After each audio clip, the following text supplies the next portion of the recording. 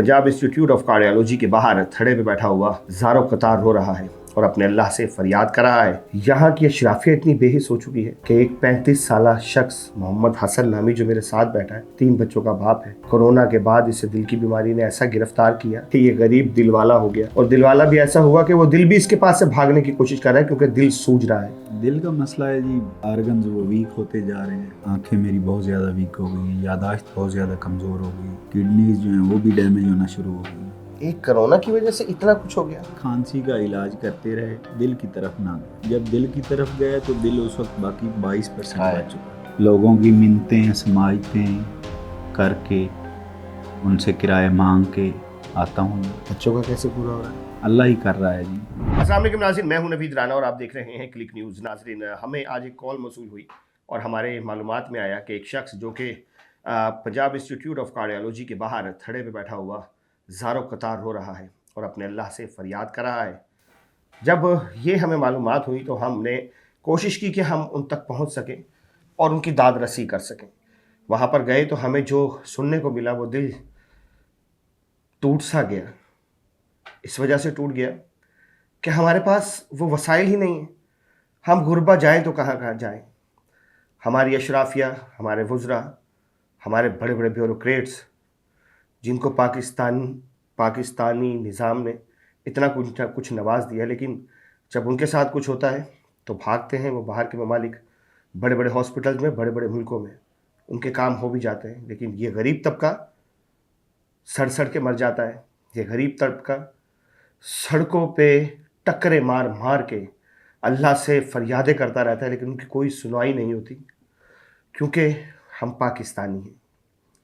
और पाकिस्तानी कौम इतनी बेहिस हो चुकी है, यहाँ की अशराफिया इतनी बेहिस हो चुकी है कि एक 35 साला शख्स मोहम्मद हसन नामी जो मेरे साथ बैठा है, 3 बच्चों का बाप है, इर्द गिर्द के सब लोग इसे छोड़ गए।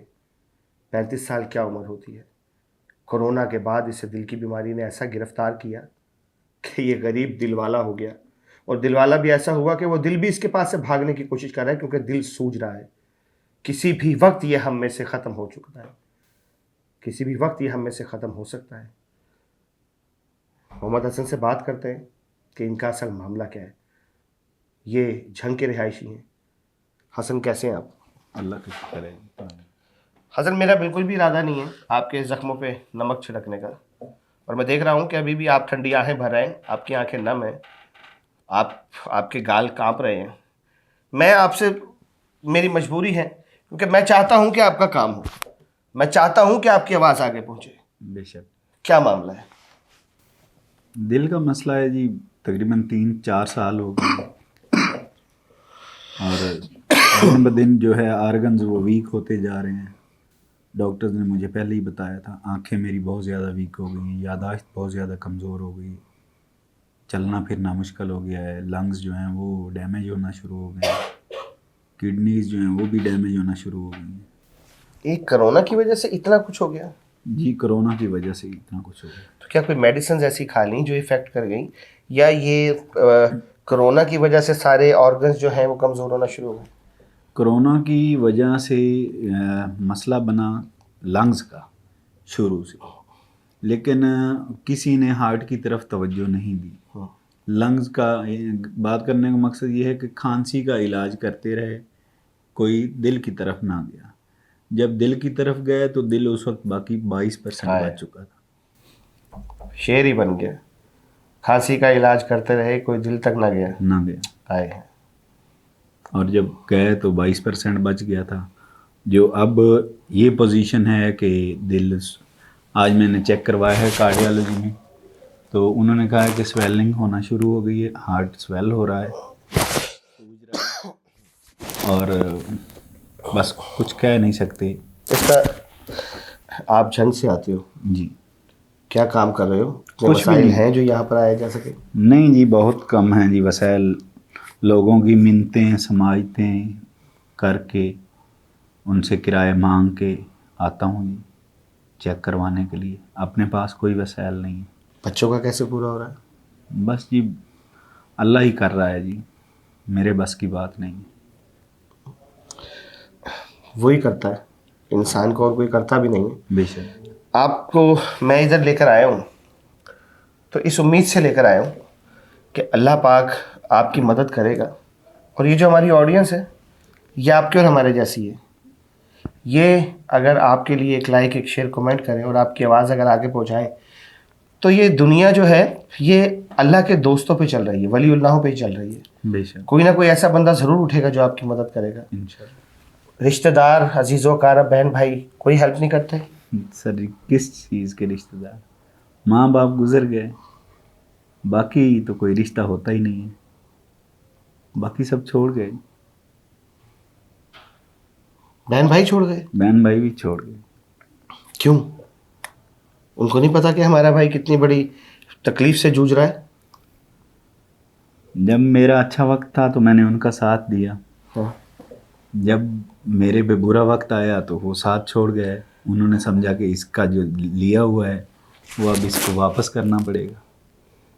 अगर इसके साथ दुआ सलाम, इसके साथ बोल चाल रखेंगे तो फिर लोग कहेंगे कि इससे जो लिए हैं वो वापस करो। इसलिए हर कोई छोड़ता चला गया।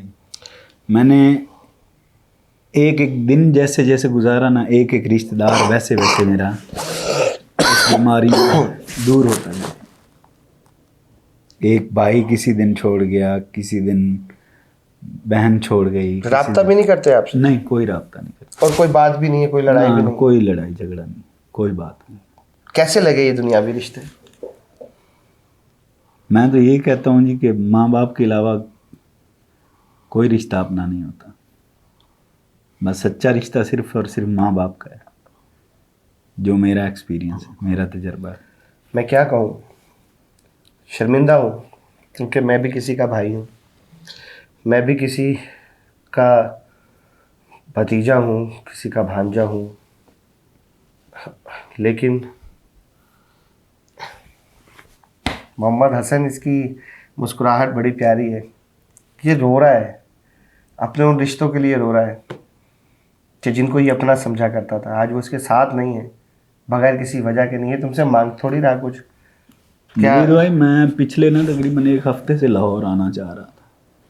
मैंने अपने भाइयों को, मुख्तलिफ लोगों से कहलवाया, अपने रिश्तेदारों को बोला। ये हकीकत बता रहा हूँ कि यार किसी को बोलो कि मेरे साथ चले, कोई बंदा मेरे साथ आया नहीं। ये कैमरामैन को मैं कहूँगा कि इनके आंसू दिखाएं, शायद कि उन लोगों को शर्म आए कि ये शख्स जिसके चेहरे पे हंसी होती है। मैंने बड़ी मिन्नतें की, मेरे साथ कोई चले, मैं किराया कर लूँगा, मैं मांग लूँगा। मैंने मांगा भी है, मैं आया हूँ तो मांग के आया हूँ, पैसे मांग के आया हूँ। हकीकत, झूठ नहीं बोल रहा हूँ। हसन, क्या कहोगे इस निज़ाम से, इन लोगों से, मरीम नवाज से? मैं पहले भी इंटरव्यू दे चुका हूँ। मैंने मिन्नतें, समाइतें आर्मी चीफ से, वज़ीर आला पंजाब से, वज़ीर सेहत से, वज़ीर आज़म साहब मियाँ मोहम्मद शहबाज शरीफ साहब से, मियाँ मोहम्मद नवाज शरीफ साहब से, उनसे भी बारहा मैंने मिन्नतें की हैं, तरले किए हैं कि कुछ हो सकता है तो मेरे लिए करो। कम अज़ कम इतना कर दें कि मैं जब यहाँ पे चेक करवाने आता हूँ, मुझे बहुत जलील किया जाता है। यहाँ पर डॉक्टर तो मुझे चेक नहीं करते PIC में। क्यों नहीं चेक करते? कहते हैं जी हमारे पास आपका इलाज ही नहीं है DCMP का। ख्वाजा सलमान रफ़ीक साहब, ख्वाजा इमरान नज़ीर साहब, CM पंजाब मरीम नवाज शरीफ साहिबा, अगर इलाज ही नहीं है हमारे पास तो PIC क्यों बनाया हुआ है? यहाँ पर सिर्फ रोटियाँ तोड़ने के लिए ये तमाम अफसरान बैठे। MS हो गया, DMS हो गया, यहाँ की इंतज़ामिया हो गई, यहाँ की तमाम एडमिन इंचार्ज हो गए, ये रोटियाँ तोड़ने के लिए? एक बंदा जो मर रहा है, एक बंदा जो अपनी आखिरी सांसें पूरी कर रहा है, आप उसे भगा रहे हो कि आपका इलाज नहीं है? शर्म नहीं आती आप लोगों को? गैरत ख़त्म हो चुकी है आप लोगों की? मरीम नवाज शरीफ साहिबा, इन पे एक्शन लें। कहाँ गायब हो गई आप? कौन डॉक्टर है जो इन्हें मना कर रहे हैं? मोहम्मद हसन 3 बच्चों का बाप है, इसको कुछ हो गया तो जिम्मेदार कौन होगा?